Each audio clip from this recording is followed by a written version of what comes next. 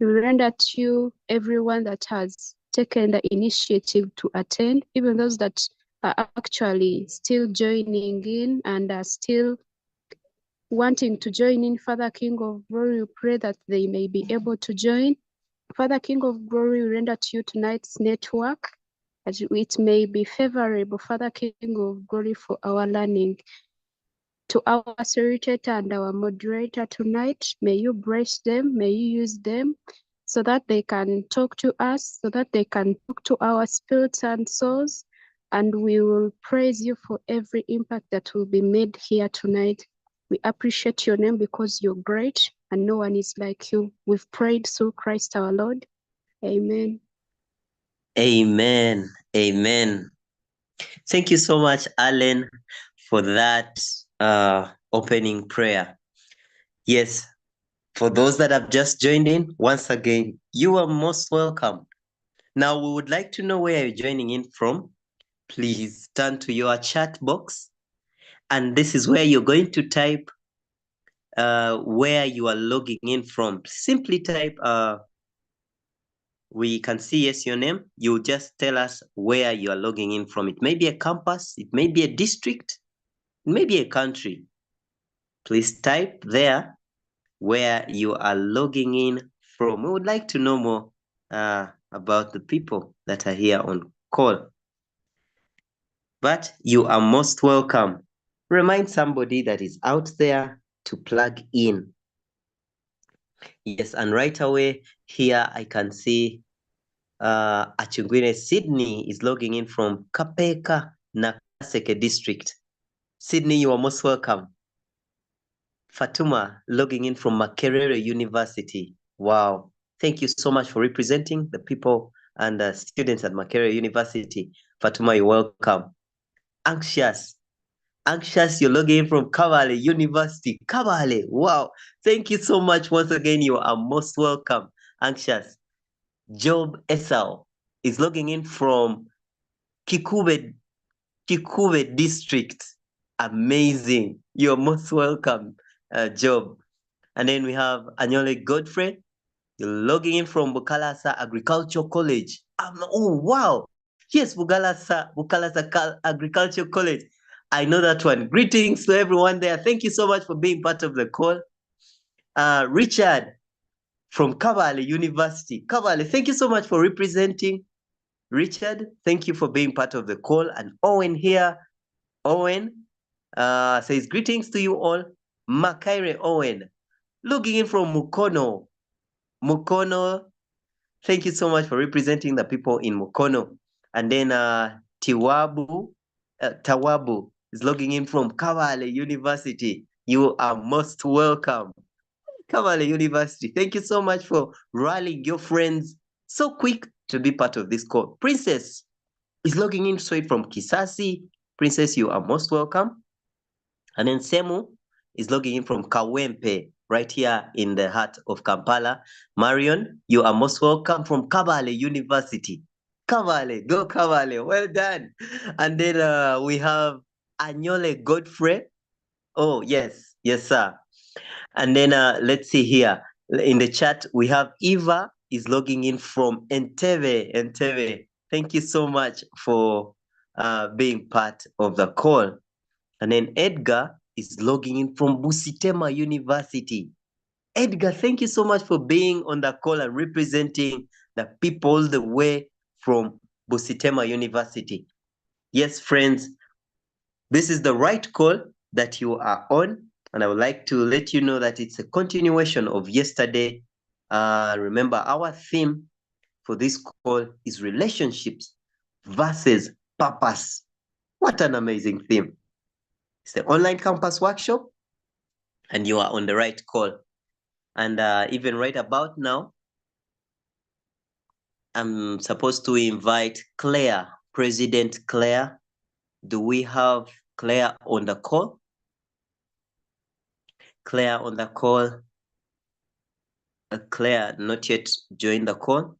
President Claire, but I'm very certain anytime President will be on the call, she had to speak to the people.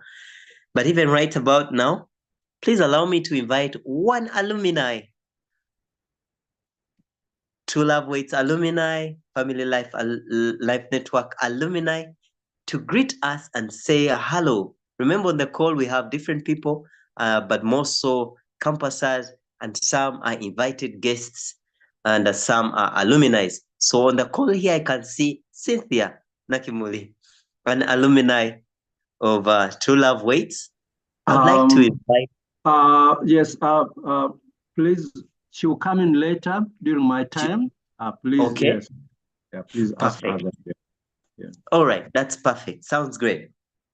Other alumni, I can see who else? Kizito Stacy, an alumni of Bang. Please, Kizito Stacy, will you please open your microphone and say hello to the people in these few minutes?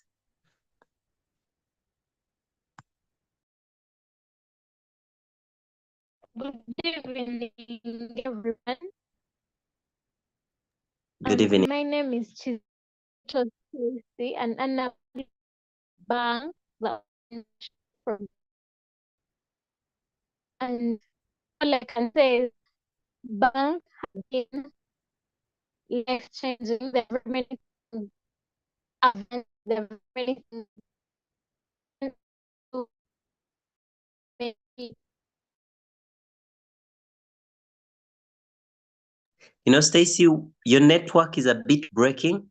Could you find a better spot where we can get you well? I'm proud to be part of.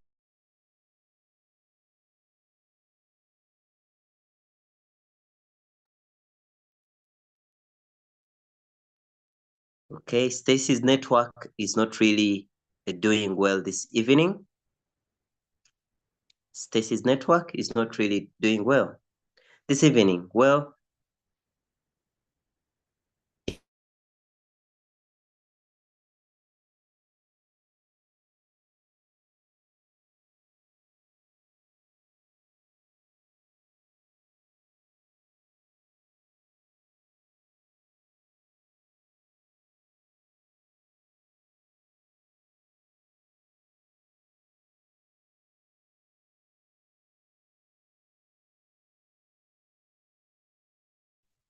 Brian, you're muted.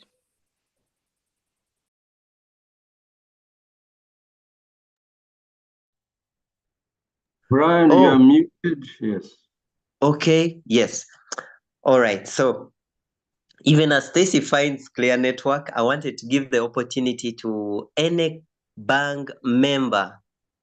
Any bank member, you're out there and you belong to a bank club and you subscribe to any chapter in any university, shoot up your hand and say hello to the people, even on this call. Yes, already I see George Ofono. Please go for it. Open your microphone and say hello to the people.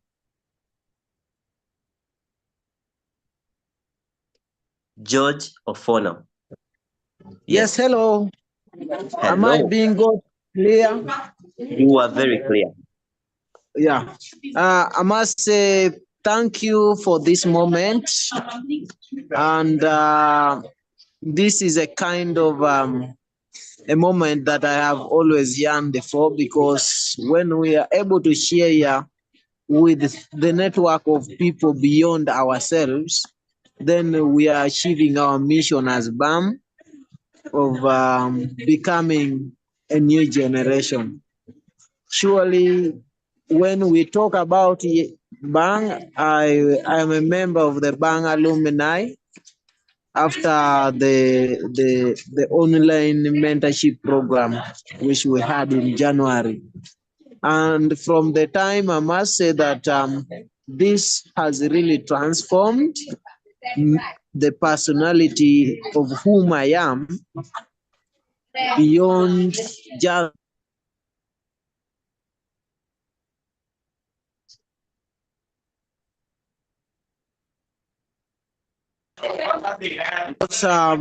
when I joined, surely I can say I wasn't close much with the church activities and so on. Yes, I could go to church, but I was just going to church.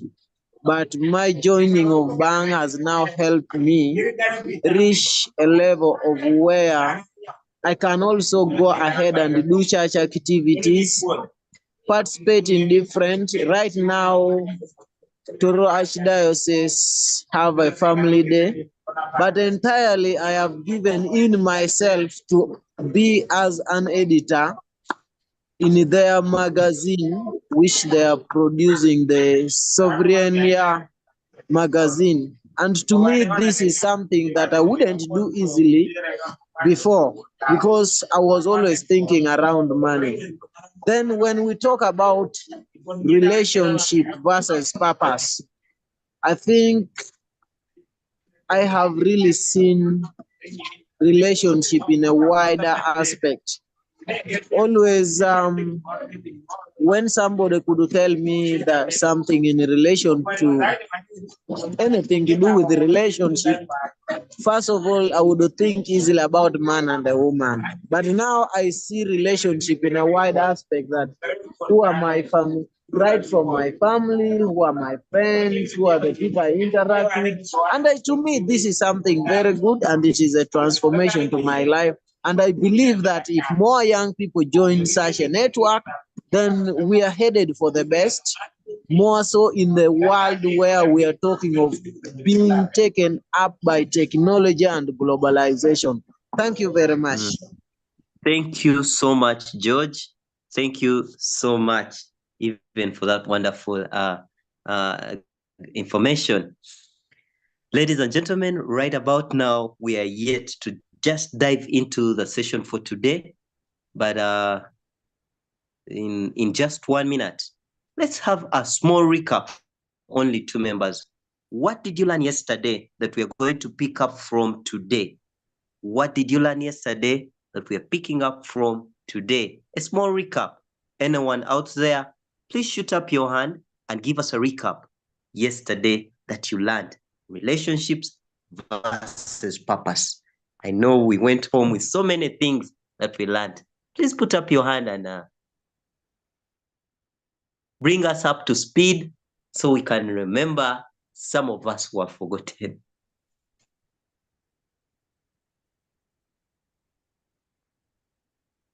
Yes? Anyone?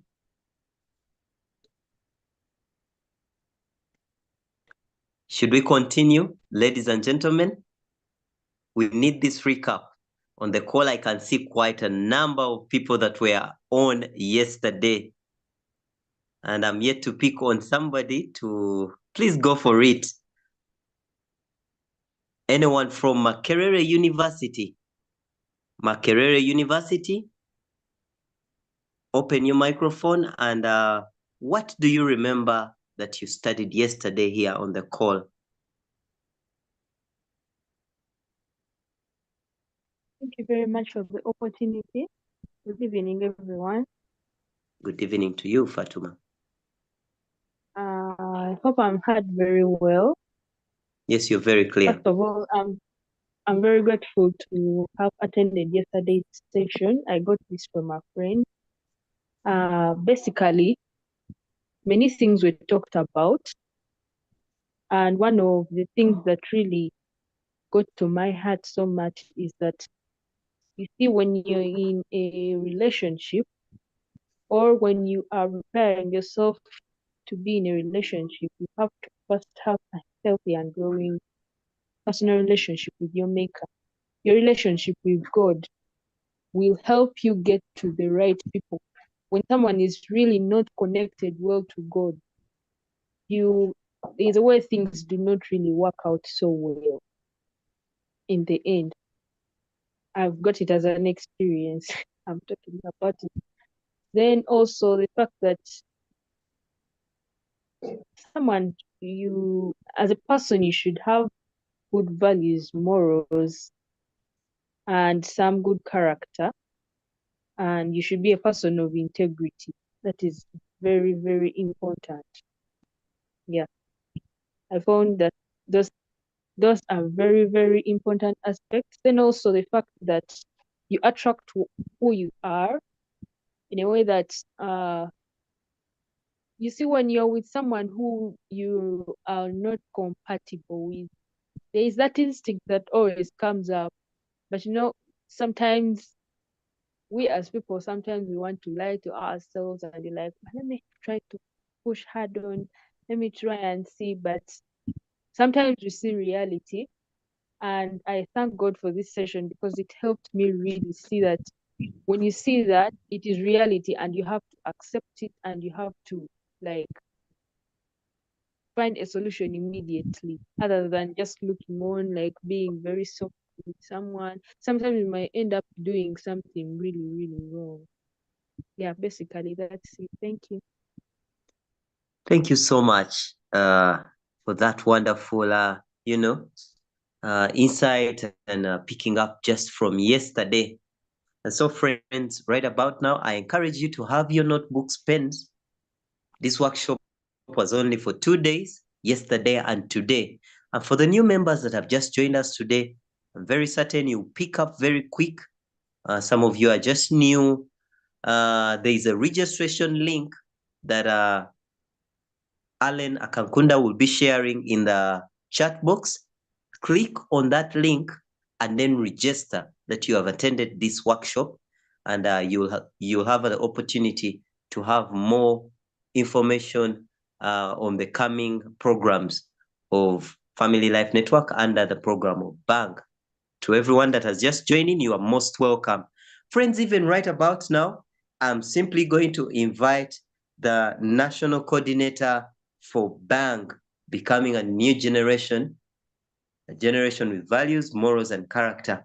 Dr. Anita, I'm going to be inviting her, who is going to invite a facilitator for tonight. So, I know we are going to be having a very intensive talk tonight, and it's the last of the kind. So have so many takeaways, your notebooks ready, your pens ready. Let's dive into this. And right about now, friends, let me see some emojis going up as we welcome the national coordinator, Dr. Anita, to speak to us and also invite the facilitator for tonight. Let's welcome her with hand claps, emojis, and flowers. Come on, friends. Let's go. Let's welcome. Yes, you are most welcome, Anita. Thank you. Thank you so much. Please warn me, just in case my network seems to be unstable, let me know. Otherwise, position myself in a place where I believe I have clear network. Thank you so much, Brian, and the team for leading and steering this very well. Well done. Yes, I want to thank and congratulate the young people that are on call, those that showed up yesterday, those that have showed up today, but even if you're showing up for your first time, I want to thank you for the commitment. Relationships are just one of those things that can make us or break us. And so it's important to get to know a bit about what is involved, especially when building relationships that matter to us.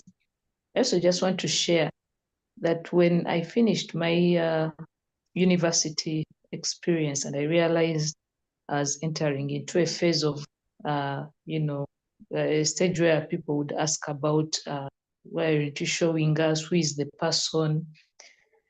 Dated a few people, but also, those that work, the relationships that worked out. Those that didn't work out. But when this relationship came, and I kind of saw that it would be the one that would take me to the altar, I had to put in the work.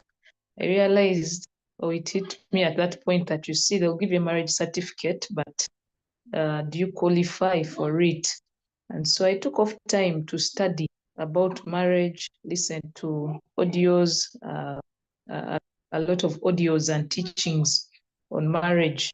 I bought books and I read, yes, and I encouraged my fiancé at the time to do the same, so that by the time they're handing over that certificate to us, at least would have, we know what we are getting into. And so when Elder Langa shared about preparation and planning, I think it's very, very important to get into something that we have an idea about.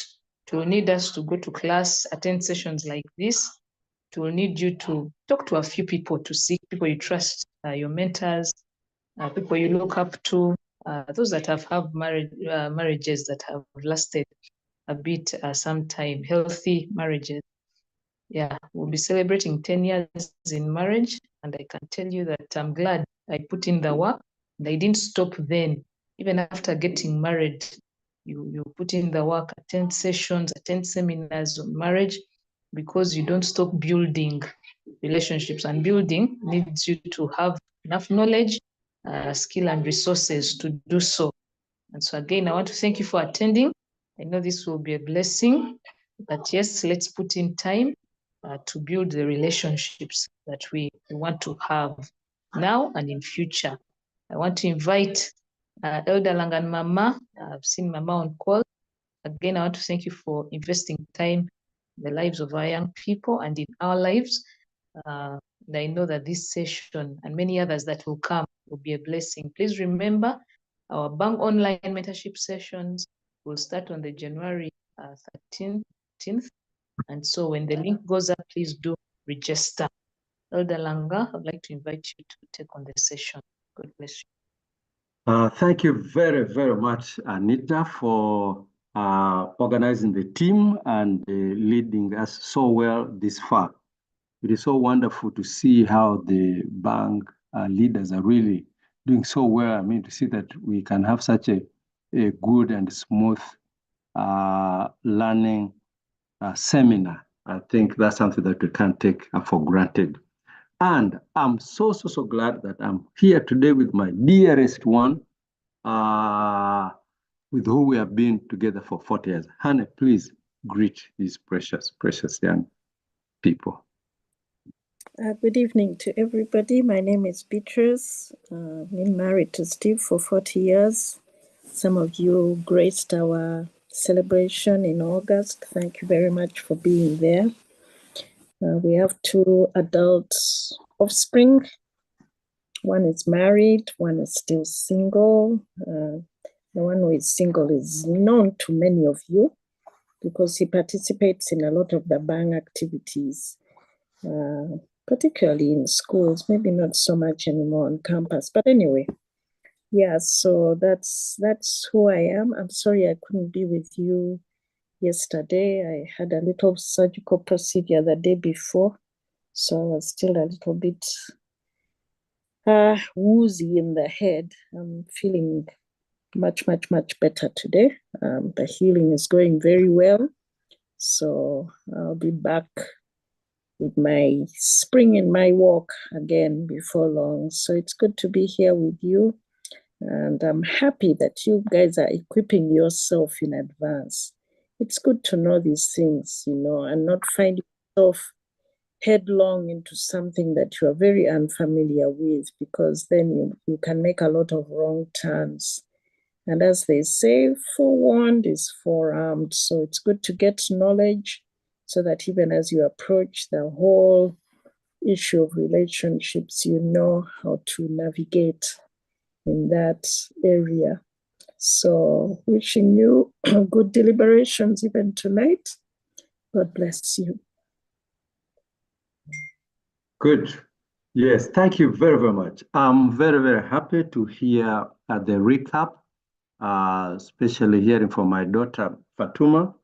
Fatuma, what you said is very, very profound. And I wish every young person would take seriously what Fatuma said. Thank you, Fatuma, for that. And to see that you picked that from yesterday's talk, that was really good. And also, George Ofono, it's so great to hear from you and to hear the transformation that has taken place in your life and how, your destiny really and how your purpose has actually been shaped by your interaction with Bang. Thank you for sharing that, George. We are really, really encouraged and we are inspired to do more, So really, hearing from you wonderful young people just makes us realize that, it's worth it. It's worth it. And for those who are just wondering, yes, Beatrice and I have 40 years, 40. And the principles that we give you work. They work. And For your information, during COVID, we had a what we call relationship talk. There was a relationship talk that happened every Thursday evening during lockdown. We had a relationship talk with Makerere University students, and the WhatsApp group, because we were doing it on WhatsApp, grew and grew and grew until it reached the limit. Then we had one meetup after the COVID was over. We met once. And recently I asked somebody, and I was told that out of that talk, the talk that we had then, 4 marriages came out. 4 marriages, good marriages, which are now going on. We're so happy to hear that. Now, those ones that we know, we don't know how many are the good ones. So for us, we are really happy that people who follow the things that they learn through these platforms that we give, really, we find that it works. Because we don't want to give you things which are just trying out or we're experimenting. No, we can't experiment with somebody's life. We treasure them. All right, so what I'm going to do now, I'm going to ask somebody who I've come to know more lately, although it looks like we met earlier, and I met her as a student, and now she is somewhere. I'll not tell you where she is. I'm going to ask her to share her story because her journey is similar to what many, many of the young people today are facing. And this is none other than Cynthia Nachimuli Opio. So Cynthia, I kindly take the microphone and mute and just share with us your story. So Cynthia, over to you. Thank you so much, Uncle Stephen, for the wonderful invite. And thank you all for logging in. You're doing the right thing. I used to love such things when I was still at campus, even up to now. And I can tell you they helped me become a better person from who I was then. I was really an affected person. I had a lot of questions in my mind without answers, but such engagements like this were able to draw me closer to God and have some of the questions answered. So you're doing the right thing and just continue to have more yearning for knowledge. And concerning today's topic, I wanted to share my testimony, and I know most of us. I remember it really drew. I was really. I got to the point of being thinking harder about what I was going through when I was at campus. And maybe a brief background is that many of us, I know it's not different from any of you, many of us who grew up in families in Africa, most of the families or homes are usually somehow dysfunctional. If a family does not have violence, then it may have polygamy. If a family does not have polygamy, then some of the children may grow up in single-parented homes. Like there are so many issues. So somehow, somewhere, every family has some form of dysfunctionality, unless God has enabled the two, the husband and the wife in the particular family, to know Christ and to know the values of marriage, the responsibility, the design of marriage by God. So there are quite a few that have that privilege. So most of us have grown up in such families, and trust me, such families have a lot of negative impact on the children who grow in them. Some of the impacts are short-term, others are long-term. And for me, particularly as a person, I grew up in a domestically violent home, and the impacts of growing up in such a space ran through my life right from childhood to adulthood, that I feared.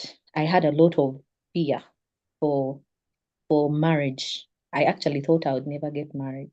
I even did not pray about getting married, but I'm married now. We shall get to the end of it, of how it happened. So, to cut the long story short, I was really aggressive. I remember in my primary, I hated men because my father was a kind who was so abusive to my mom. He would batter her, and his violence was hinged into alcoholism. He would drink and come back and batter my mom like nothing. So I really hated men. In my primary, I used not to sit with boys. I hated boys. I thought every every male is violent, is that kind of person. So I would always tell myself, I don't need men in my life. All I need is to grow up as an independent woman, have my money.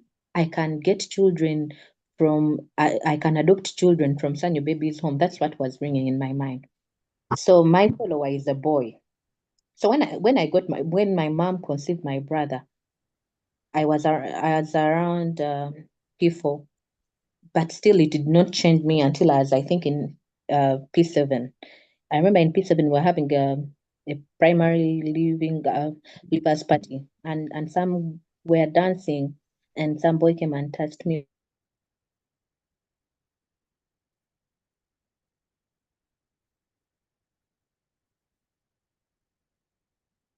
We've lost you. Are you muted, Cynthia? Are you on now? Yes, now you're on, yeah. Yes. Yes, sorry about that. So I became so aggressive towards the boy, and actually the party ended up stopping because I hit the boy so badly. The aggressiveness that I would see at home was reflected in me. And that changed my life. From in as much as I was aggressive, the situation in which I grew up in drew me somehow close to God. It drew me close to God. It was the only beautiful thing that I had. So when I did that to that boy, it really affected me. I was like, God, I don't want to be aggressive again.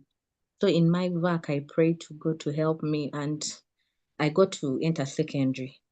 When I entered secondary, the aggressiveness of my father was consistent throughout. Remember, I told you it was from childhood to adulthood. So it continued. And as it continued,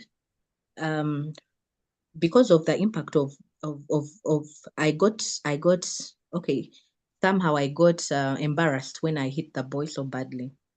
So I prayed to God, and in my secondary, I told God I don't want to ever be like that. I started praying about it. So I think it was around senior 2, and Uncle Stephen. By that time, what is Bang now was True Love Waits. And they came, they talked to us, and I was able to sign up for it. And of course, because I was in that situation of finding out who I am, knowing, discovering, self-discovery, praying to become a better person, I ended up developing certain principles in my life.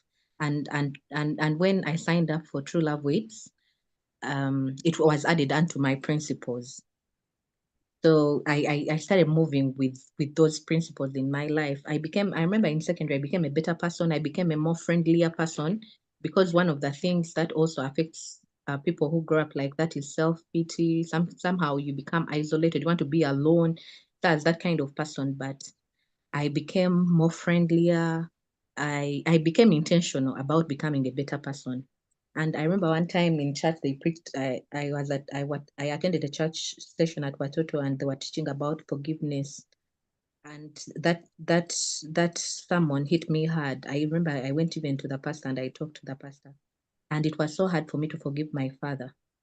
But I started journeying, and just like I think it's Anita who shared that she became intentional about listening to audios, reading books. I reached to that point, and now from secondary I was crossing into university.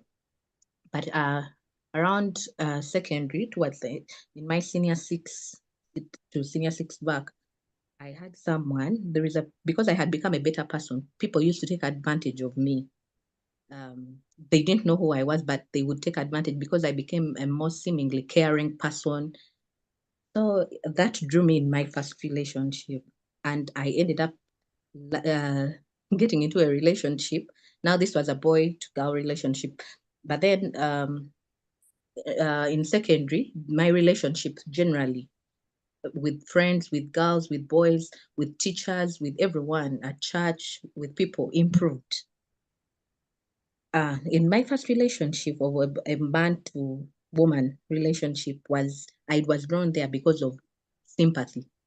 This person found me to be so caring and all that, and there was no way I would pull out. But one of the things that made me pull out of that relationship was this person wanted me to break some of the principles that I had set. So as a person, you need to have your own values. These things that the lessons that you pick up from the sessions that you hear, pick up a character, pick up a value, pick up a principle that you can journey along, because God does not give you an opportunity to listen to such things and just leave them without being actionable. There are things that transform life. There are things that are life-giving.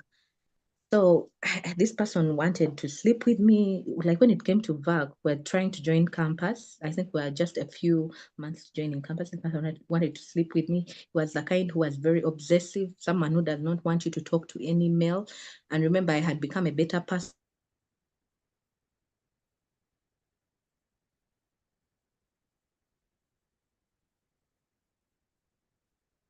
You're muted. You're muted again. I think it's network. Oh How yeah. about Yes, now? you're back on. Yes. Yes, I think it was network. But I'll see. So as saying, I think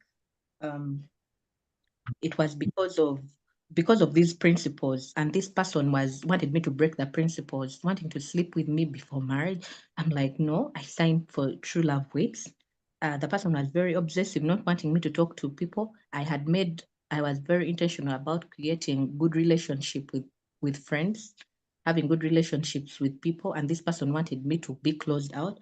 So I was like, I told him, you know what, I think we cannot be, because I cannot break the principles that I have in my life, which I told you.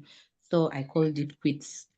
So just like Anita shared, I was drawn to getting more knowledge, just like you are doing.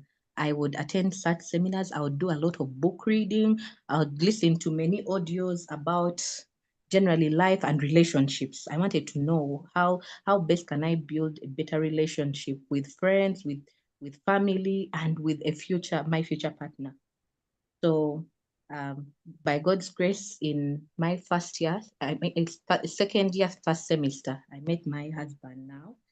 And good enough, he found when when I had a lot of knowledge, a wealth of knowledge about relationships, about what to do. And I had these principles. I had grown in those principles, so I shared with him. And one of the things that we did, we set up an altar and we would pray about things. We set out days for fasting, and we communicated and shared many things that we wanted for the future. So we prayed about them. We drew out our plans, our budgets for the wedding, even when I was still not earning. And we prayed to God. We would speak to the budgets. So many things happened, and I can testify that God was able to fulfill all those things because we remained adherent, we remained focused, we remained obedient to what He had set before us. The principles that I had developed in myself, I adhered to them, and thank God, even the man that I got was willing. I remember I introduced him to my mom. I told him there is no way I can be with someone and I don't introduce, and most guys fear that. So it was really a good thing. And yeah, I can testify that we're able to get married, and yeah, we have moved. We made 5 years in marriage yesterday, and we have seen the hand of God. But the thing is, you need to develop principles in your life. You need, when you sign up for something, be adherent to it, especially if it's in God. Yeah, that's the testimony that I had. So Thank you very, very, very much, Cynthia. Your testimony is just amazing, and to see where you came from, the brokenness and so on. And the reason I particularly wanted you to speak to these precious young people is because many of them are where you were, right? Are where you are. And here you are now, 5 years in a happy marriage, So guys, you can see that these things work. These things work. These principles that we are sharing with you work. And so thank you for being part of this, and thank you for attending. Now, here's the issue. Cynthia has just had a baby, so I don't want to keep her here for long. So what I'm going to do is I'm going to allow only 2 questions. Only 2 questions. So if there are 2 questions, please either put up your hand or write them in the chat. A question to Cynthia. Yeah, okay, so that she can answer it, so that we can release her, because she has a little baby. Okay, a little baby. So, okay. Yes, Fatuma. Yes, Fatuma, my daughter, please take up the call. Yes, Thank you Fatuma. very much, Cynthia. Yeah. Thank you very much for the opportunity, Yeah. Mr. Stephen. Miss Cynthia, I wanted to just ask, getting rid of this very obsessed person who really does not want you to speak to other men, because I'm into that experience and I really want to get rid of this person.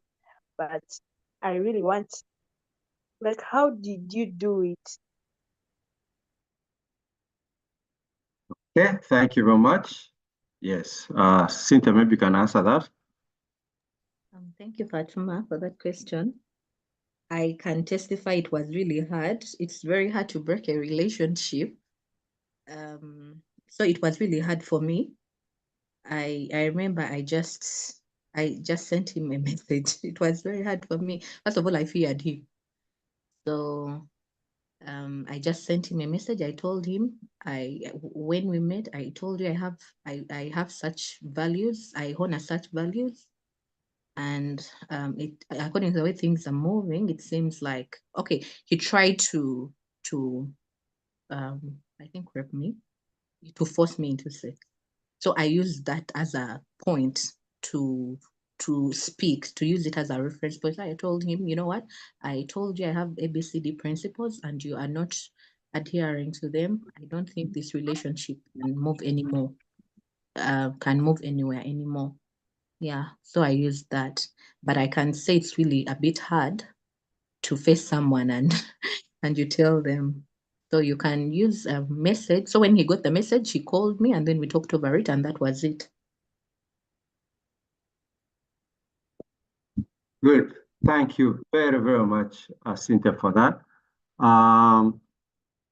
Something that I can add to that, if you have to stop a relationship or stop somebody who wants to sleep with you or something like that, there's what we call the sandwich approach. Sandwich approach. Sandwich approach means you first say something good, then you give the negative message, and then you say another good thing. For example, somebody really wants to sleep with you, and all that. And suppose it's John. Say, John, you're a very good person. That is good. That's something positive. And then now you give the negative. But I'm sorry, because of my convictions, I cannot have sex with you.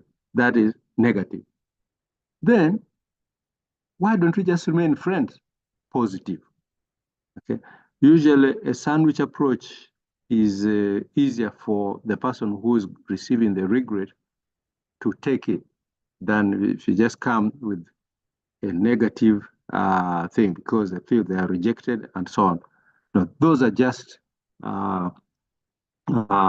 methods, but really the things that you've got to stick to your principle, to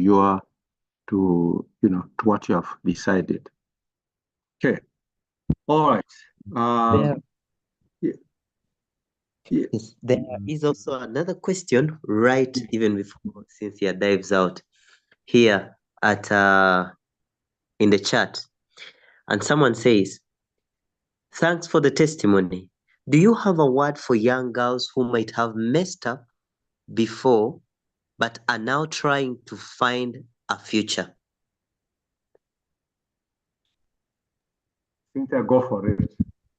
Yes, there is secondary purity. It depends on the conviction that you have, the conviction that you have. If you are really, what I usually tell the young people, if you really feel you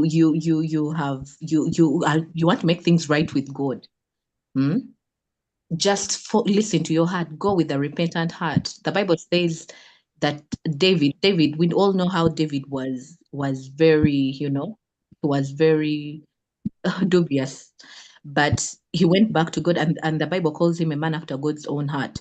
You have to be truthful. Once you have fallen and you want to make things right with God, be rightful and stick to that rightfulness that you want to correct. So anyone can get secondary purity. You get to understand that I made the first mistake and I will not fall into another trap, because we see young girls falling into getting the first baby, the second, the third, and the fourth. Someone wakes up when they have 6 children. But when you have the first, can you be able to learn out of that first mistake so that you do not fall into the same trap again and again? So it's possible.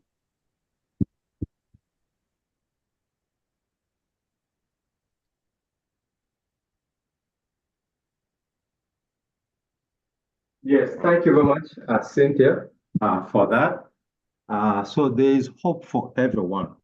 If there's a mistake, learn from your mistake. Okay, learn from your mistake. And that's the beauty about life, that there's a second chance and there's a new page. Okay, that is there until you actually die, and you are, then that's the end of everything. But as long as you're still alive, if you have made a mistake, learn from your mistake. And sometimes people who have actually become very, very good are people who are in a mistake and then they learn from it. So don't stay down there. Get up. There's hope. There's hope for every situation. Okay. Brian, is there another question? Or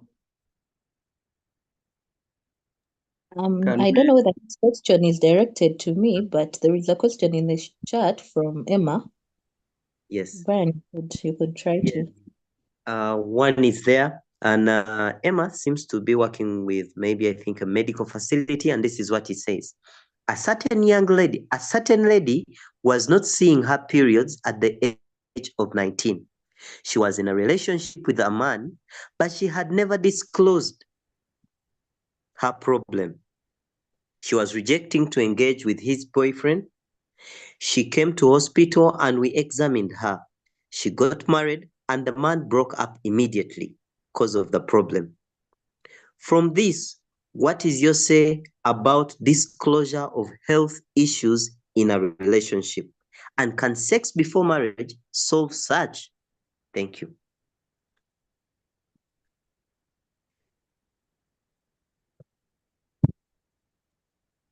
I think sex before marriage can't solve that. It's not a guarantee that it will solve that.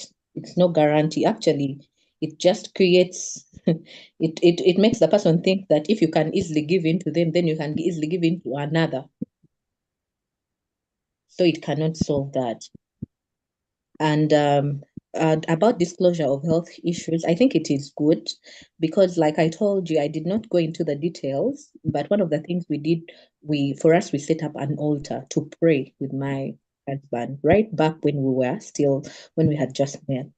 And as you continue dating, you become you become vulnerable to this person, you can be able to sense at what level you get that emotional intelligence. At what level should I disclose this? At what level should I not disclose this?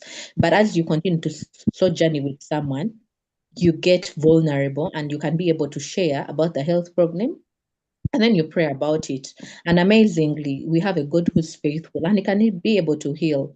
Or they can be able to connect you to another person, a medical person who can help you solve that problem. There is nothing new under the sun. Everything has a solution to it. The disclosure of health problems is good, but you have to have emotional intelligence. Yes. And I want to add to that, you see, we've not yet exhausted our teachings on preparing for marriage, because there is a time, especially after you have been relating, and now you agree to now set the wedding date. Before that wedding date, there's a lot that needs to be done. Okay, there's a lot of due diligence that needs to be done, including medical issues and what have you. All that, there's a time and a place for it. All right, but having sex before does not solve it. In fact, it complicates things even more. So such a couple, it just means that their dating was lacked something. Their courtship lacked something, and that's why knowledge is important. That's why you need to learn these things, to be taught, to be to be sensitized, so that you are aware, so that all those things are sorted out. All those boxes are ticked before you actually say I do. So all those are things that people are prepared for. So and can be caught long before. And like Cynthia said, nothing is impossible. Anything can be solved. Anything can be handled, and a couple can work together through any situation as long as they're willing to work together at it. All right. Is there any other question, Brian? Have we exhausted? So far, so good. I think we can proceed. The next questions will come in later in the day as we wind up even the sessions. Thank you so much, Cynthia, for that wonderful testimony and response to the questions. Back to you, Stephen. Okay, all right. So thank you, Cynthia. You are free to leave at leisure or to remain. It's really up to you. We will just now continue with our meeting. Okay, so now members, yesterday we talked a lot. We talked about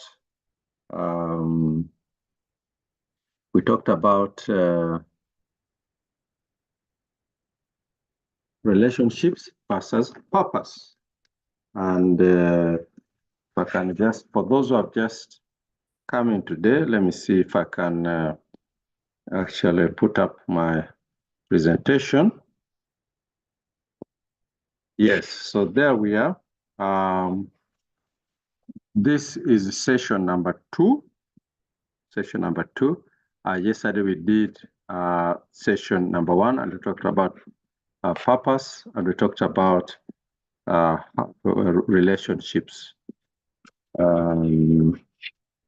All right, so for those who missed our picture yesterday, that is Beatrice and I, and that was taken on our 36th wedding anniversary. But today we are now 40 years already in marriage. Okay. Now, brief recap. We said that you need to prepare for a lasting relationship. And we saw that the principle in relationship is that you will attract the kind of person that you are. All right? That's the kind of person that you will attract. And then we also saw that preparing is very, very important. Now, you young people, I hope that you can hear something. You can hear an underground message, an underlying message. For all of us who God has helped to succeed in marriage, you can see we prepared. All right? We didn't just wake up one morning and, rush here, rush. No. You had Anita prepared. They read tapes, hear tapes, whatnot. You had Cynthia read, what, inquire, attend, these kinds of things. Okay? And that's why I commend you guys for being here. All right, for being here. Because you could be doing many other things, but you are here. And that shows the kind of diligence needed to succeed. All right. So that preparation is very, very necessary. All right. And it doesn't matter what your lot has been. You had Cynthia's story. Very, very broken. Could have said, now that's the end of it. No. Cynthia is a happily married woman now. Happily married. And she's starting a new generation that's totally different from what she grew up with. And that's why you guys, I'm so happy. That's why this bank, the bank program we are running, to me, is something that is bringing a lot of hope. A lot of hope. It's not a game. A lot of hope. You had now, Cynthia. Maybe, who knows, 5, 10 years from now, some of you will be the Cynthia giving people what they've learned. So, very, very important. Then, the principle of relationship is that you'll attract the kind of person that you are. As I say, birds of the same feathers flock together. A crab catches a crab. And therefore, the goal of relationships is to be Mr. Right or Miss Right. All right, now, that's the testimony you had from Cynthia. That is her, Cynthia Nachimurupio. Now, I promised yesterday that I was going to start off today with sharing the difference between love and lust. Okay, love and lust. So I'm going to take a little time now to just contrast the two. What is lust? What is love? First of all, lust is purely based on physical attractions only. Okay, just the body of this person. But love is based on character, in other words, the total person.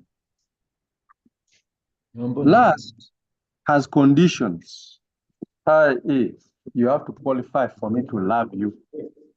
But love accepts the other person as they are. Okay? You accept the total person as they are. But with the lust, you have to be beautiful, you have to have money, you have to have this, you have to have that.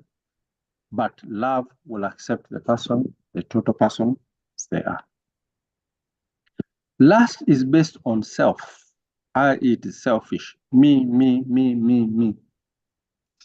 Okay?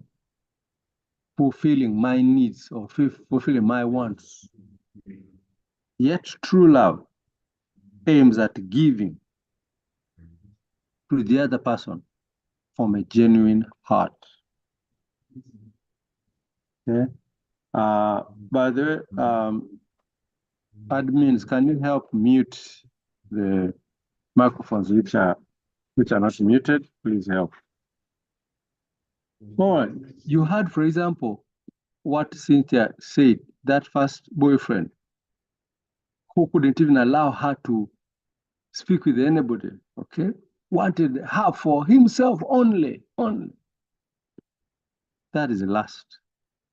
That is lust. It's not love. So love aims at giving to the other person out of a genuine heart. Then lust glamorizes the person and takes the person as perfect. Person has no flaws, cannot make mistakes. Just glamorizes. I'm in love with this person. Who they tell you this person, check here, check there. You don't want me to have a relationship. You are jealous and what have you. Because lust is, you just glamorize the person. But true love is realistic, has a realistic perspective of the person, and knows that the person is not perfect, okay, but that the person has strengths and weaknesses. That is true love. But lust, lust for it glamorize the person. It's like the person is an angel.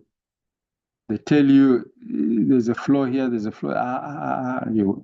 That is a lust. You've heard of love is blind. Actually, it is lust which is blind. Okay? Because lust does not reason. It doesn't check. Are we ready? Is this the right time? Or lust, when it wants something, just wants now. It doesn't care. It doesn't care. But true love thinks and considers the circumstances and objectively weighs the situation. Weighs the situation. That is true love. But lust is just blind. It's just blind and doesn't care what the situation, what the circumstance, it doesn't care. Lust does not care about the other person's feelings or opinions or convictions. You heard what Cynthia said. That first guy didn't care what she wanted. You imagine she had told him, look, guy, but he even wanted to try and rape her. You see? Because he doesn't care what you're telling him, what you're telling her. He doesn't care. That is lust. Doesn't last. Okay? But true love cares about what the other person's feelings are, what the other person's opinions are, what the other person's convictions. True love cares about that.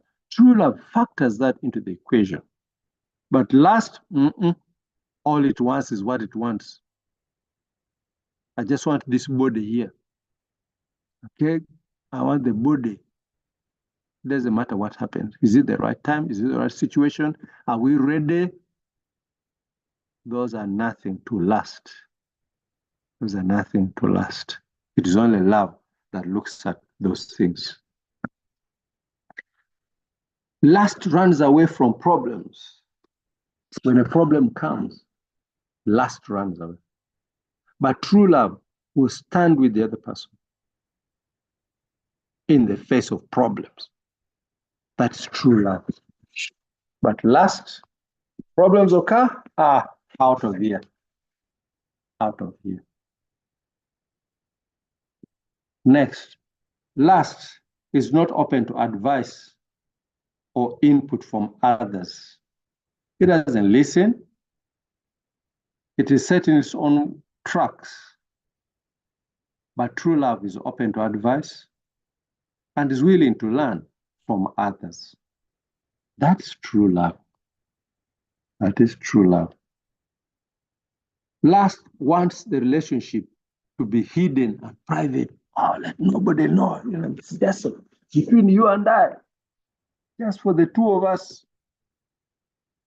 But true love is open and wants others to know about the relationship, especially those who are close. Because I have nothing to hide. Nothing to hide. Why hide it? If you still have to hide, if you have to hide a relationship, that is lust. And really, you are not yet ready. You're still immature. You're not ready for a relationship. Lust can't stand distance. All right? And dies with distance. In fact, this is one of the acid tests about love or lust. And yet, true love grows deeper with distance. Now, some of you already know our story. We dated long distance. I was in Nairobi. I finished Nairobi University, and I started working in Nairobi. I couldn't come back to Uganda. Beatrice was in Boston University, completing or doing her university there. So we courted for 5 years, long distance, before we got married. Now imagine, I would see in Nairobi, you know, some other young people, they are in love. Then one person maybe is going to America, one person is going to the UK, and so on. And you guess what? At the airport, you know, would take the person who has got the scholarship to go overseas. And I tell you, the tears that we saw at the airport, whoa, leaving someone behind. Somebody leaving a girlfriend behind. The young man is going. The girlfriend is crying. We saw tears at Nairobi airport. Guess what? 3 months later, this young lady is with somebody else. And wondered, what about all those tears? It's because that was lust. In fact, that was the biggest indicator. That actually was lust. Because out of sight rather, out of mind. But yet imagine for us, we were away, Beatrice is away there. 5 years. And within those 5 years, we saw each other only twice. The first time we saw after about 2 years. Imagine 2 years without seeing somebody, man, and you love this person. But for us, the love grew deeper and deeper and deeper because it is real love. And real love will grow deeper even in the distance. And that's what sometimes when situations come and a distance comes up in a relationship, one maybe has to go out of town or something like that. That is a good time to really evaluate the relationship, whether it's really love or lust. And if it is lust cannot stand distance. It will fail. But love grows deeper with distance. Lust reduces in intensity with time. You know, it starts out very, very strong, you know, really attracted to this person. But then with the time, you see it waning. And yet love, when it is true love, it grows stronger with the time. It grows stronger with time. Lust is possessive and unrealistic, as you have already heard from the testimony. But true love wants total happiness of the other person and gives the other person some space to be themselves. Okay? That is real love. Right? That's real love. Real love can actually say this, that if your happiness, okay, true love can tell the other person like this, that if your real happiness is not with me, but is with somebody else, that's okay. That's okay. What I desire for you is your happiness.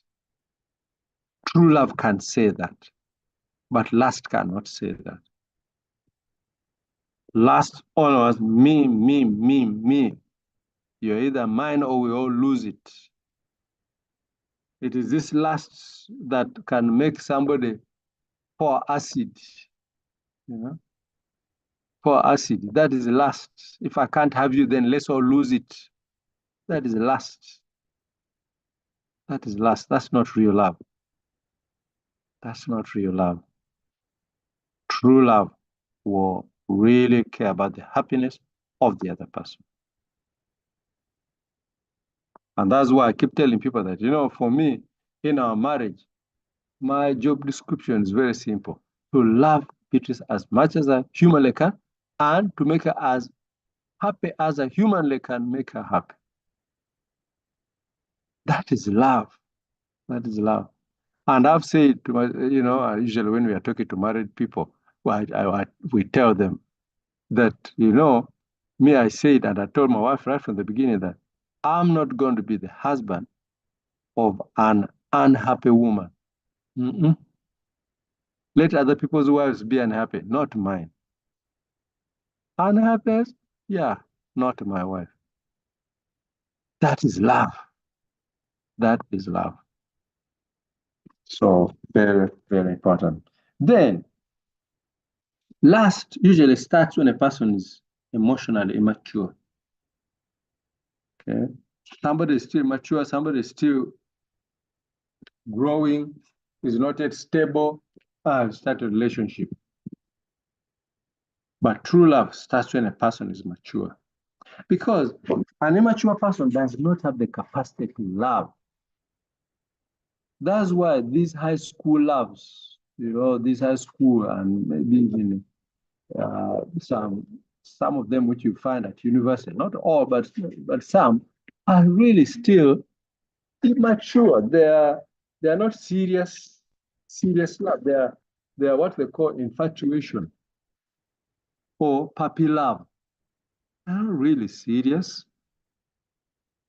It's just emotions, just chemistry, just biology at work, but no real serious, mature love that can make the commitment. Right? Because true love has commitment. And that true love, that commitment can only be made by an emotionally mature person. A person who is still emotionally immature does not have the capacity to make that commitment. Yeah? That's why children are not capable of the love that we are talking about here. They are not capable. They are still immature. They have not reached the maturity level of being able to make that commitment that love requires. And that's why love is a thing for mature people, not for immature people. And that's why you see, immature people enter into relationships, and then you get all kinds of statistics, all kinds of heartbreaks, all kinds of problems, because people have gone immature. People are still immature, but have rushed there. Then, last, it's not considering marriage, and I think talked about this yesterday. All last wants is this body here. I want to sleep with this body. That's all. And after sleeps with that body, game over. I remember there was a university student who cried in my office many, many years ago. His girlfriend had told him, let us wait, let us have sex after we are married. For him, no. He pressed her. She refused for a long time. Eventually, she gave in. So, when she gave in, after they did it, she lay there on her back and told him, okay, now you've done it. What next? What next? And he couldn't see what next. He couldn't see what next. Now he's done it, what next? So I was crying in my office that, oh no, I wish I hadn't done it, because she told me that, okay, now you've done it. What next? I wish I hadn't done it. I pressed her, but I wish I hadn't done it. You see? Because it was just lust. It was just lust. And after you've done it, what next? There's nothing next. And that's why people are so disillusioned, because people think, oh, now you really be happy, you really be fulfilled. It's a lie. But true love has marriage in view. And true love is hoping that this relationship could actually lead to a marriage. Lust, once premarital sex. Prove to me that you love me now and prove to me by having sex with me. That is lust. But true love is ready to be patient until the right time to have sex. Okay? True love is ready to be patient. And that's why we say that true love waits. Finally, lust will lead to broken hearts, but true love will lead to marriage. So that's what I promised you guys yesterday, because people wanted to know what's the difference between lust and love. Now, let me pause here and open up for questions, clarification. Is that clear? Brian, can you help us coordinate? Do you have any questions? All right, ladies and gentlemen, let us go on in the chat box, or you can put up your hand straight up to the questions. This is very, very, very fertile. I'm very sure we are learning a lot. Fire those questions, friends. Let's go. You can go in the chat box and ask. Well, I see some comments right here in the chat box. Someone says, original things are expensive. True love too. And then someone also says that the theme is very interesting, especially to us, we young generation. And then also another says, lust will end in tears. I have really learned a lot. Thanks, team. Someone also says here, surely many of us are in lust. Admission. Yes, thank you so much. And I see a hand right over here. Fatuma. Fatuma, please open your mic. Go for it. Fire that question.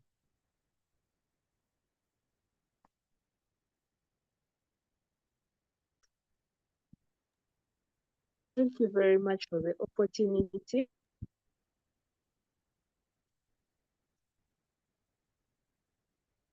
Fatuma, you're muted. Yeah.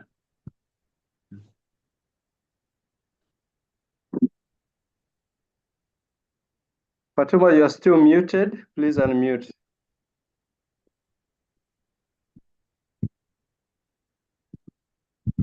Can you hear me now? Yes, Yeah. we can. Thank you very much for the opportunity. Actually, I was one of the people who asked this question yesterday.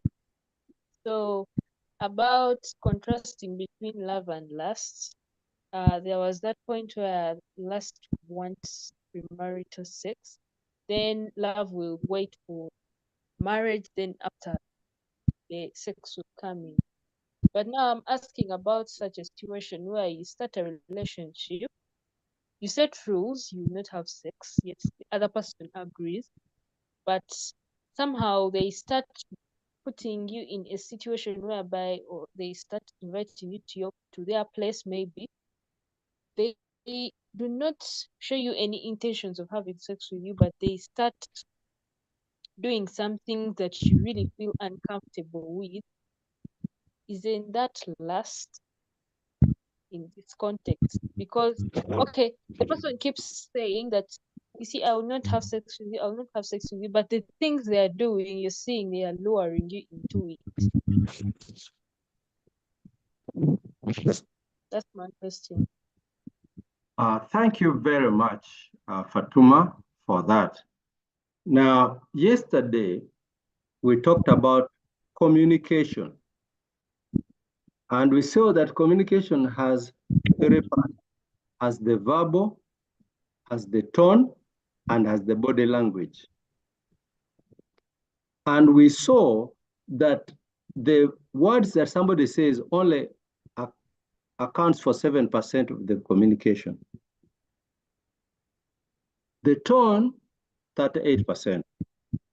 And the body language, 55%. So here's what you're describing to me, Fatuma. The young man is saying, no, yeah, we're not going to sleep, yes. But everything he's doing is actually luring you into it. Clearly, my daughter Fatuma, that guy is going to sleep with you and wants to sleep with you. Now, my daughter's there. Let me tell you something about men, because this is now a father-daughter talk. Usually men will size you up and see what kind of woman is this one. Once they see you're the one who doesn't want to have sex before, fine. They will now use the strategy of winning your confidence to the point that you put your guard down. So, well, no, this one doesn't want. Okay, so now he will not ask you. He will not ask you, and okay, toward the line of okay, yeah, let's just keep it, let's just keep it. But is planning, right? Is planning to get you to a point where you are vulnerable, where you are helpless, where he has got you, and he will strike. He will strike. Okay, that's why when one of the things we'll talk about when we get to conduct a relationship is to actually do things that will help you to stick to your values. Okay? Do some practical things that will help you stick to your values. For example, you go to his room, you go to her room, they're just the two of you. I mean, that is a very risky situation. That's a very risky situation. Okay? So really, you have to do things that are going to help you. And those are things we shall be talking about more later. Because you see, this body of ours is what is the word? Yeah. Is programmed to engage in, in things that are not right. Yes. Okay. So really, yeah. Hannah, do you want to add something on that? Maybe just to say that we need to take responsibility for ourselves, especially for us as ladies.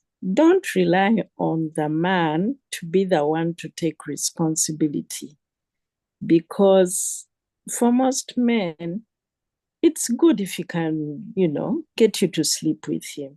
It's even better if he can get you to move in with him so that you wash his clothes, cook his food, and even sleep with him. And I see young ladies on campus, and she's living with a young man. He has his kafunda somewhere, and she moves in with him. This young man is very happy to have someone who warms his bed, who washes his clothes, who cooks his food, who cleans his house for the duration of his time in university. And when you are done with university, you won't even see the path he will take to leave you, because he is done with you. He just needed someone who would work as his, essentially a maid who also gives him some excitement in the bedroom. And already he has determined, this one, she's not marriage material. Because for you, you are thinking, oh, now if I don't move in with him, oh, now if I don't sleep with him, oh, now if I refuse, he's going to leave me. If he leaves you on those grounds, then he did not deserve you in the first place. You deserve better than that. You deserve a man who respects you. And I expect the young men on this forum to respect the young ladies. But the point I'm trying to make is take responsibility for yourself. before you are married, the only person you can really trust with to safeguard your sexuality is yourself, because your bodies are programmed in such a way that they will yield with the right amount of stimulation. And going to each other's rooms when it's just the two of you, you are just sitting ducks. You are just an accident waiting to happen, if you can even call it an accident. So take responsibility for yourself. Don't go to each other's rooms. You are human. Your bodies are made out of flesh and blood. You will give in the right atmosphere with the right words. Either one of you is just an accident waiting to happen. So be wise. Don't take needless risks. You've even heard married people, they are married legally, and they say, oh, this child, was not planned. This child was an accident.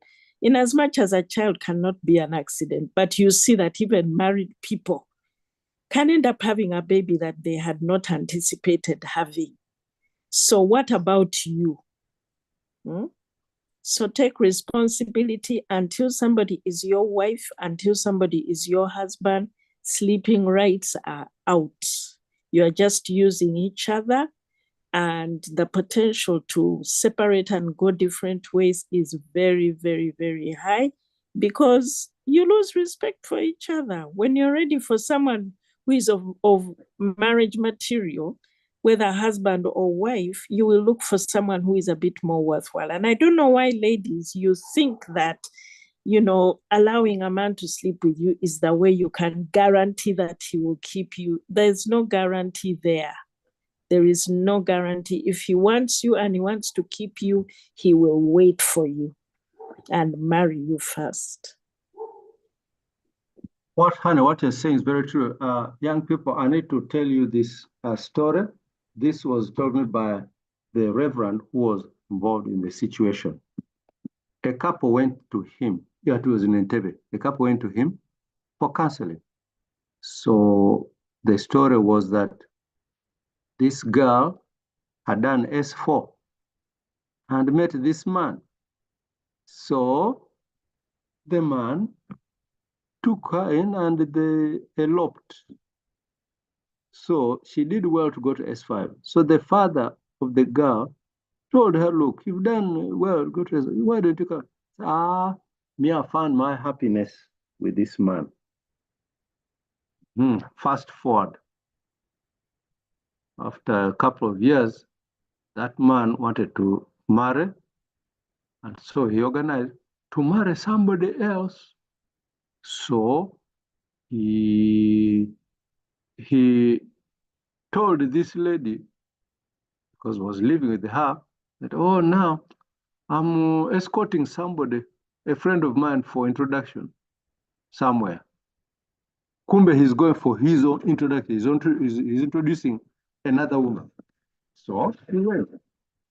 So while he was there, somebody called this lady and said, hey, my friend, you are there. Your man is introducing somebody here.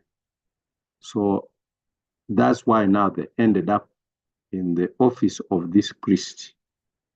So the young lady told the priest that, you see this man, the finished S4, he came to me and he told me this. Now he's marrying somebody. The gentleman told the priest that, priest, you can also see this for yourself. How can I marry a lady like this one here, who doesn't even care about her future? I'd rather marry the other one. She cares about her future. So can you see that scenario? The very man who persuaded her to leave studies and go and start living with him is the very man who said, this one is a cheap one. This one is a cheap one. I'd rather go for it. So ladies, please keep that skirt on. Ladies, keep that skirt on. You will be used. If somebody really loves you, ladies, let me tell you, that person will be willing to pay the price necessary, and I don't mean money, but will be willing to honor you, will be willing to respect you will be willing. So don't cheapen yourself. And of course, this message goes to both the men and women. Even you, the men, you know what your values are supposed to be. And we haven't even gone to what, what it means to, to be sexually pure. I think that one we shall handle another time because of time. So, ladies, please keep yourself. Yes. Any other question, Brian? Comment? Yes, thank you so much for all those clarifications. And even from the many wonderful chats I'm seeing in the chat box, I'll just pick a few comments right there.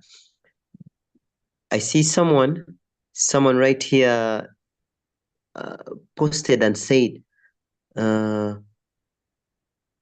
let me find that. Okay, I found it. It's here. Someone posted and just said, I'm just discovering I have been in lust. Wow. Thank you so much, Engineer Stephen, for differentiating between true love and lust. Now, this brings me to this question just here in the chat section. I have someone writes and says, thanks for the session. How do I save myself from lust? There you go. Okay. Yeah, last, you deal with it with self-control. And remember, yesterday, we kept talking about self-control, self-control.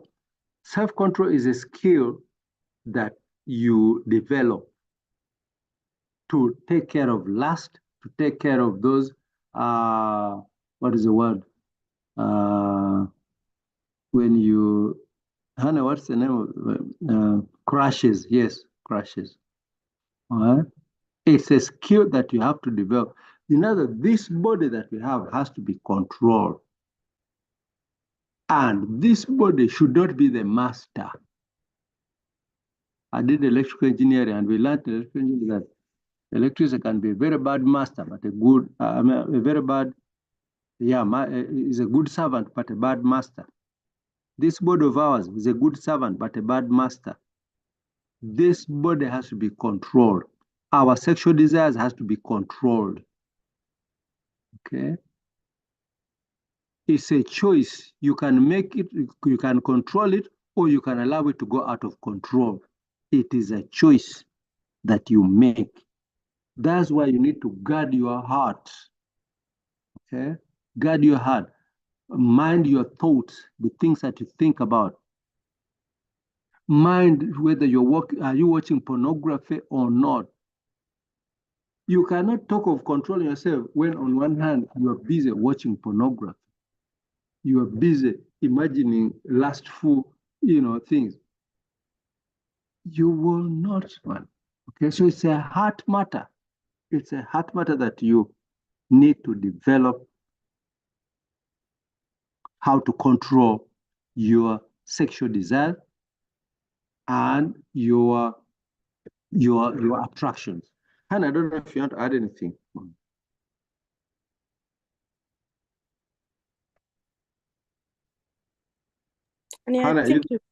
Yeah, I'm sorry, I was talking when I was still muted, but I think you've said it. Because lust is very short-lived. It comes in a very, very, very intense way, but it also dies, almost as fast as it came. And lust happens very suddenly, whereas love grows. We are not talking about these things in the movies where a lady walks into the room and then your heart just does a somersault and, your eyes lock and your hearts just merge. And then there are little birds flying over your heads. And every time they go tweet, tweet, tweet, little hearts fly out of their mouths and circle your heads. Those things are just in the movies. In real life, we do due diligence. You see somebody, you find out who they are. Yes, you may be attracted to them, but that's something that you control. You tell yourself, that's a good looking girl. That's a nice looking young man. But that's not falling in love, for goodness sakes. When you see someone for the first time, you don't fall in love. Or maybe you do fall in love, because falling in love is very different from loving somebody. But you do your due diligence. You find out who he is. What does he do? What is he studying? What are his interests? What are her interests? Are we, is there anything that we have in common? All those things. How old is he? Where does he come from? So many different things that you take into account. Last, just sees this person and it's like it hits you over the head and you collapse and fall in love. And even when you fall out of love, it's like it just hits you and you fall out of love. Life is not like that, real life is not like that. Those are things which happen in the movies, and they sell, and they also go out of style very quickly when new ones come in. So let's use our brains. Let's use our heads, even with these things to do with choosing people to settle with for the rest of our lives. And the other thing I want to add on is that you should know yourself, and you know what you can handle and what you can't handle. So because of that, you need to set your limits. Okay, set your limits, which you know will guide you, will protect you. Otherwise, if you don't have those limits, if you're not careful to make sure that you maintain those values, then you're just really going to be an accident that's going to happen, as Beatrice was saying. Now, I see here something that Joanne has put up. She said, even when these guys seem to try to prove that they're dating us for the future, they still demand for sex. And they claim that as long as you are having sex with only one guy, that is still pure. That is not right. That is outright lie. That is not purity. That is fornication. Yeah? That is fornication. And that is sin. So you see, all those are white lies, or really white lies, to make people think that they are safe. You are not, until you are declared husband and wife. Yes. Hannah, please add more. Yeah, until this man is your husband, until this woman is your wife, there is nothing pure about that. And if you cannot wait until you are married, then just forget it. You're not made for each other. And those ones who are keeping you and having it outside the relationship are not worth your time. If you know he's having it outside the relationship and just holding on to you, then even after you are married, he will have it outside the relationship. Let me tell you, some things don't change. You cannot bleach a leopard's spots from his skin. If that leopard is a leopard, he will be a leopard until the day he dies. So if he's having sex with someone that he's not married to, whether it is you or is somebody else, marriage is not going to make any difference. He will still have sex outside of the relationship. He's not worth your time. Yes, I think that is very clearly spoken and very clearly stated. So don't let nobody make you feel any security that, okay, it's just between the two of us. As long as we are not doing it with another third person, all those are lies to get you to put your skirt down and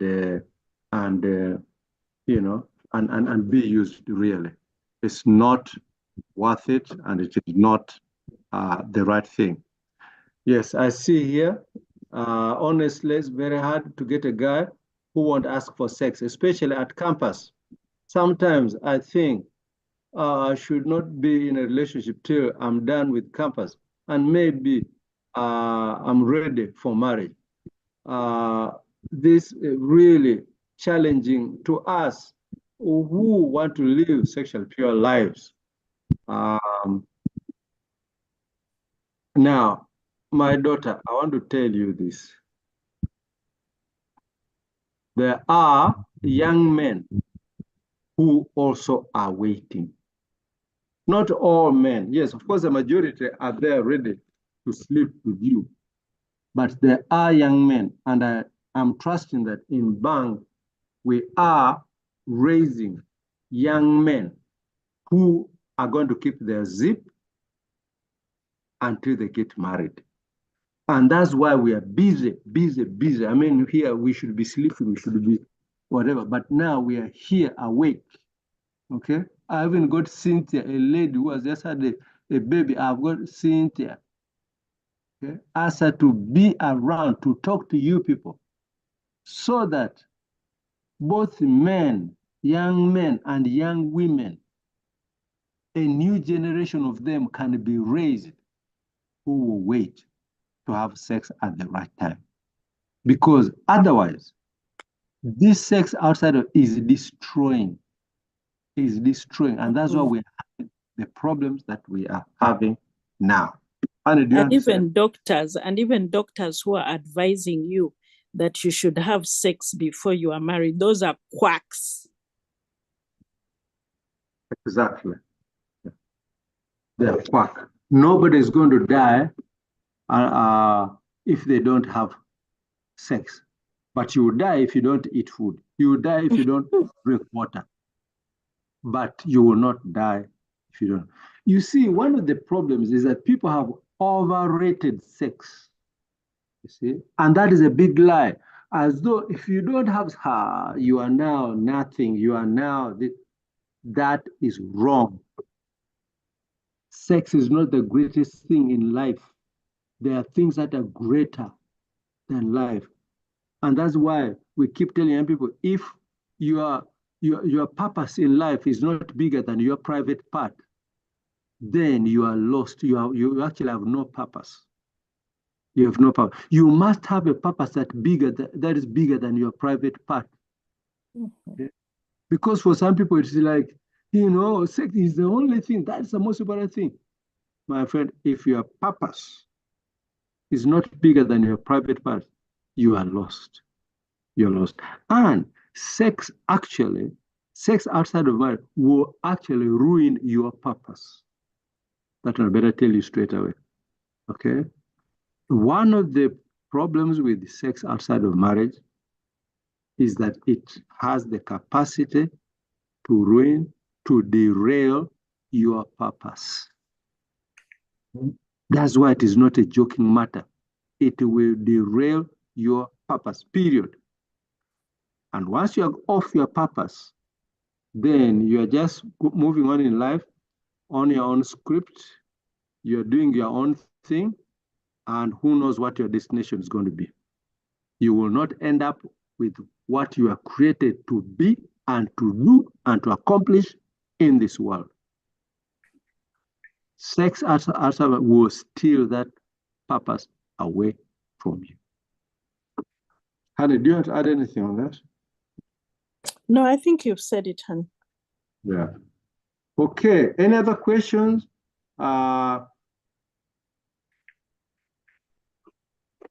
Question, comment?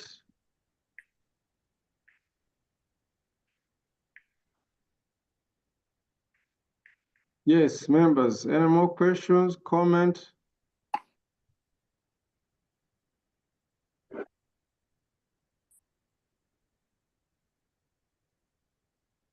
Now, I see that Cynthia is still there. Cynthia, please add, you have to add any thoughts to what we've just said? I can just agree to what you have said. I enjoyed all that you shared. And actually, my testimony, there are many things that I skip because, summarizing a life testimony in just a few minutes is really a bit hard. But what I can really say is that when it came to about waiting, like for me, my husband waited for me for 6 years. Remember, I told you I had to open up about my relationship with him to my mother. And when he accepted, that showed me that this man had a purpose for this relationship. He did not shy away, he did not refuse. And when we went to my mother told me, you know what, I've suffered with these children of mine, and I want them to go into marriage when they have at least a master's so that they can build better homes. So I had to first finish my master's, and he waited. So my mom told him, you be planning, because for him he had finished earlier than me. So my mom told him, you be planning, perhaps start investing, try to save some money, and he was able to adhere. So you can be able to tell that this person is lustful over me, or this person really loves me. You can be able to tell, just because people have this saying of saying love is blind, but you can see people usually just shy away from the truth. You can be able to tell. So that's what I can say. And with all the explanations that you have given, it was really true. It was so reflective. You could see the difference between the first boyfriend and the second. My husband, it's really, you can really see, you can know a person who genuinely cares for you, who cares about your future, who encourages you, and who are not just selfish. So it's very true. Thank you very much, Cynthia, for And that. maybe even when I was giving the testimony, I told you, like, we set an altar, we would pray about marriage. We were not yet there, but we are praying about marriage. We are praying against the negative things in our families. We opened up to each other. So, I mean, there is quite much to do than just relying on sex. There is much more greater than sex. And actually, as Uncle Stephen said, it's overrated. It's just overrated for nothing. There is much more to it. Exactly. Yeah. Exactly, Cynthia, you're very right. And you know, guys, the illustration I give about sex is that when you're building a 20-floor building, sex is the top floor. Okay? Is the top floor. Now, you first need to build first of all, the foundation. Then you build floor 1. You build floor 2. You build floor 3. Okay? In other words, sex has its time, but its time is at the end. Or the icing on the cake. We've all seen wedding cakes and all these cakes. The icing, sex is just like the icing. It's not the meat of the cake. No, it's just the icing on top. Okay. Now you imagine if the whole cake is made of the icing. It's not even nobody want to eat it. Okay. So guys, I know we want to have sex. This because sex has been overrated. The media has, has sexualized the whole world. What have you? And it's like if you don't have sex, then you are nothing. That is rubbish. That's rubbish. We are married. Look, we are married. Cynthia is there married 5 years. Guys, we are telling you, we are on this side of the camp. We've seen. We've been on the other side. We know what is there. We've seen people who have ruined their lives with the premarital sex. And there's somebody here even asking, yeah, can't you have sex even while you're preparing for the wedding? No, you don't need to have sex. Look, you need to marry. And by the way, guys, I told you, or those who are meeting me here for the first time, I'm 70 years old this year. And I know about a lot of our cultures in Uganda here. All of Uganda.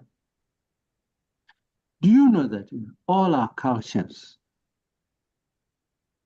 people used to marry as virgins? Okay?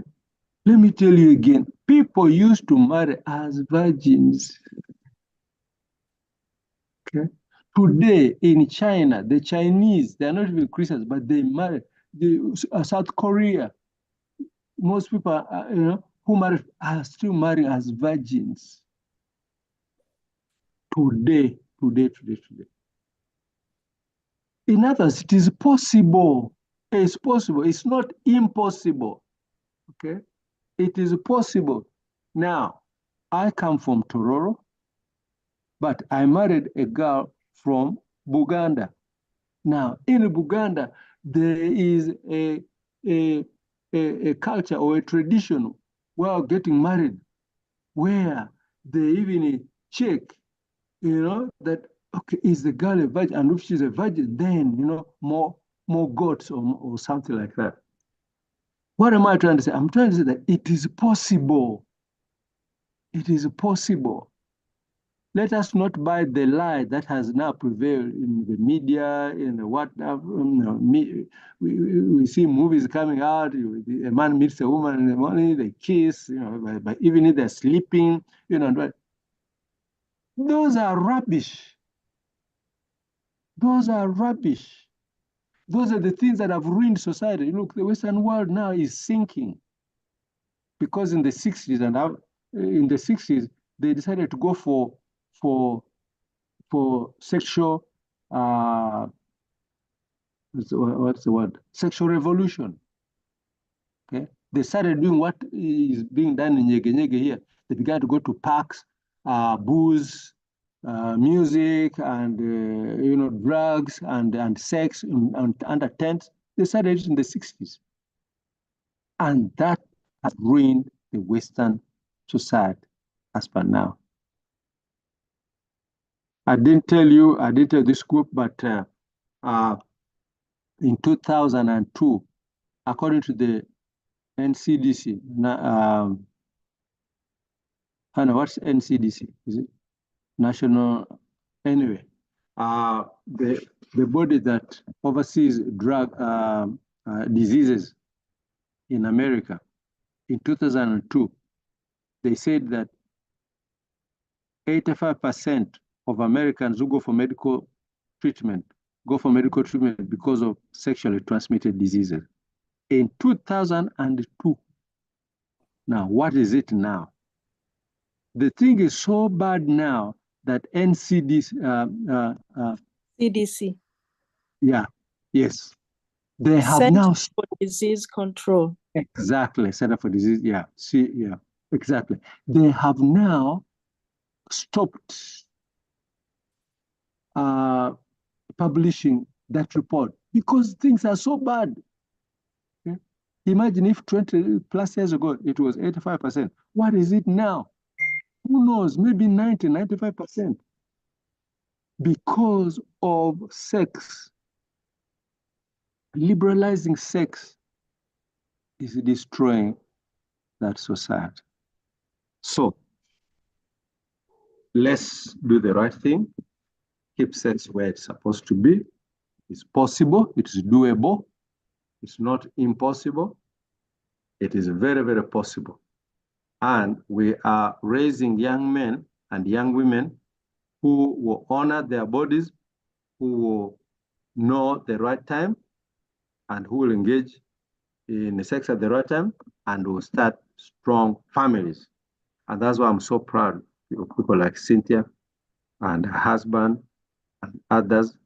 And we are praying that others of you who are here will also see the light and will start with the needful. And I like what Cynthia asked her, the person who asked that, is there hope? Suppose somebody has messed up. Yes, there is hope. There is hope. And that hope is there. A new page can be done and can learn from the past and can start a new generation. Okay, is there any other burning thing, Brian? Yes, there are some people on the YouTube fraternity here. Someone just posted and said, this is a gentleman, he says, my issue is about those who have never entered in a serious relationship and are getting ladies who have been in different relationships. And it's your first time, I feel cheated. And I feel like cheated and I feel like cheated and getting one like may be difficult since we are grown from different families. Yeah, I think, is that clear? Yeah, I think, I can get it. Well, it depends on whether you really feel that this is the person that you are meant for each other. If you're meant for each other, then there's forgiveness. And you see, that's why we encourage people to be vulnerable. You remember, since I've talked of being vulnerable, as you go closer or as you go deeper in the relationship, you get vulnerable. And that is okay. In other words, there's forgiveness. There's forgiveness. None of us is perfect. And if somebody, you happen to land on somebody who had already been sexually involved before, as long as they have left that lifestyle, it is okay. And when Cynthia talked of secondary virginity, secondary virginity means that, yes, something happened before, but from now, you make a new commitment. Once somebody makes a new commitment, then they regain their sexual purity. And once they regain their sexual purity, then that is okay. That is okay. You can relate with them, forgive their past, and embrace the new them. So you don't have to feel like you're cheated. I think it's okay. There can be forgiveness as long as you do other due diligence to see that, yes, this is a real person. And we haven't talked about that, by the way. You know, guys, there's a lot of things that we haven't talked about, which we need to talk about more. And I think maybe, I don't know whether it's Brian or Anita who is going to guide the people how they can continue to be with us so that when we start in January, they will be part of the training. They'll be part of the work that we're going to work with people who are serious, people who want to really be a new generation. I can assure you we're going to work with you. And that's why I was so happy to hear about Ofono, George Ofono, how he was transformed, because I saw him in that January mentorship program. And to see the transformation that has taken place in his life, I just say that this program is worth it. And for those who are really serious, follow us there so that you can get the right information. So over to you, Brian. Thank you so much. Ladies and gentlemen, let's have rounds of applause and let us send those emojis. Let's give great thanks, some flowers to Engineer BeatriceLanga together with the wife, Mommy BeatriceLanga. Let's give some emojis. Friends, let me see those emojis. Hand claps, hearts. Yes, thank you. I can see them. Thank you so much. Wonderful. What a wonderful talk and fertile talk that we have had. I know you have written down so many things and take homes. Now the conversation continues all the way in January. And I'll be calling on Alan, the online bank president, to make this wonderful announcement. Please invite each and everyone that is on the call for the bank engagement in January. Alan, the online bank president, just before we close, can you go for it to make that announcement?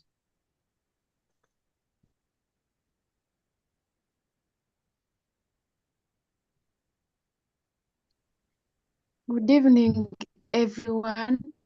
Yes, good evening. Can I be heard? Yes, you're clear. I want to appreciate Papa. I want to appreciate Papa and Mama for tonight's session. You know, there's when you listen in and you actually would not like a person to stop speaking to you, like they hit every point and you feel like you want them to speak.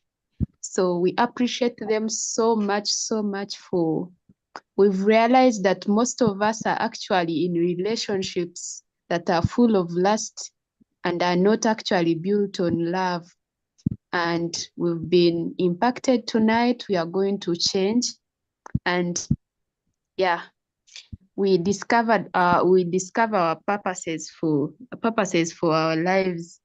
So on the issue of the bank, the upcoming bank course, we are expecting the application link to be out by the end of this month or the start of December.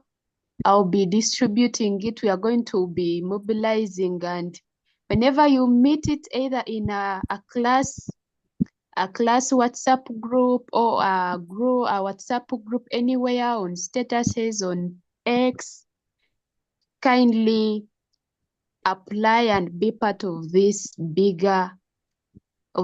forthcoming bigger bank course. It's always for 12 weeks, and this has actually been a very small package gotten from that bigger one. So you're really going to gain so much, and I promise you that you're not going to remain the same. The moment you receive that link, kindly link us to many other youth, because we need this message to reach many youth, so that we can all get impacted and live a generation that is new. You never know you're going to invite your future spouse. You never know you're going to invite your future in-law. You never know you're going to invite so many other people that are going to be relating with you in the coming days. So the moment you get in touch with that link, share with many other people, so that we can all get impacted and get transformed. About tonight's workshop, as we are ending, we also have a group for those who would like to continue with this mentorship. We already have a group in place, and I've actually been sharing the link with us. You click on that link and join, so that for any other question that has not been answered on this platform, we are going to be having our mentors on board. You post that question, it's going to be answered, and together we are going to be impacted and transformed. Thank you so much, Uncle Brian, for modulating tonight. Over to you. Thank you so much, Alan, for that announcement. Ladies and gentlemen, we come to the end of this wonderful workshop. And thank you so much for those that joined in. Thank you, alumni, Cynthia Nachimuli, Mrs. Opio, for joining. Thank you so much, Penina from Lubonge Child Development Center, all the way in Tororo. Thank you, all invited guests that that also joined in all around the different campuses within here, Uganda. Thank you so much for being part of this call. Even right about now, I'm going to call back Papa Engineer BeatriceLanga to give us a final blessing, and we'll be departing off the call. Over to you. Yes, thank you very much. Maybe let me first give my wife a chance. Hannah, any parting shots, then I will come in again. Okay, just to say, a good marriage is worth waiting for, and whatever price you pay to get that good marriage is worth it. So do your due diligence, wait, and pay whatever price you have to pay for that good marriage. I speak from experience. I speak from 40 years of knowing that it was worth waiting for. So if I could do it, any one of you can do it. God bless you. Thank you very much. And I just want to add another word that to build on what Beatrice said, that it is really worth waiting. And even while you're preparing for your wedding or your marriage and so on, it's still worth waiting for, because that spouse of yours is going to be yours for the rest of your life. For the rest of your life. You are going to have the rest of your life after you get married. to sleep with them. Okay? You are going to have, in fact, somebody said that premarital sex is like stealing from yourself. I mean, this is your person. Now you are stealing from yourself. I mean, it doesn't make sense. This person is going to be used. So it's worth the wait. So just wait, be patient. You're going to have the whole 2/3 of your life. So it is worth waiting for. And my final short or my final words really, young people, is that we love you and we're ready to walk with you on this journey, those of you who are willing, so that you guys can also have the kind of marriages that we have had, so that you too can talk of happy marriage many, many years over.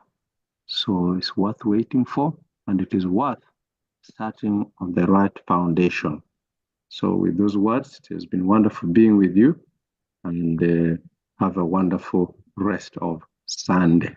Over to you, Brian. Right. Ladies and gentlemen, with that said, wish you a wonderful night. Thank you for being part of the call. And Alan, please once again share that link once again. Share the link once again so people can join that WhatsApp group for more details on the coming programs. Please share that link once again. Please wait to go off the call before you join that link. Yes, the link is right there. Click on it, join the group for more details on the upcoming programs. Thank you so much. Have a blessed night and a wonderful week, even for those that are going for exams. God richly be with you.